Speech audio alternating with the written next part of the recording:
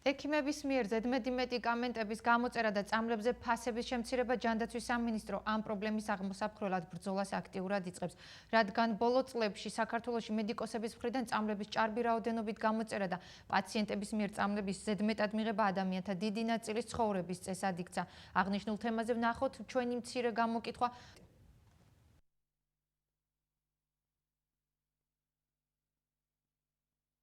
Რავით შულობა წერენ და ჩვენ აგვჭირდება თუ არა გვჭირდება ხო არ ვიცით არა რასაც აწერენ თან დიდ ფასიანებ.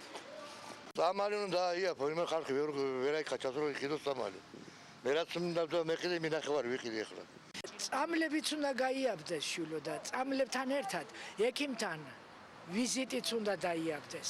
ჩვენი წამლები არ წამლობს შულო. არ წამლობს, იმიტომ რომ ძალიან ბევრს აი ამ წუთშიც მივდივარ მე ექიმთან. თანაც ძვირია, ძალიან ძვირი. 10 დღიანი მკურნალობა 59 ლარი დამიჯდა ეხლა მე და მივდივარ ისევ თუ 10 დღე იგივე თანხა რომ დამიჯდეს და შეიძლება უფრო მეტიც.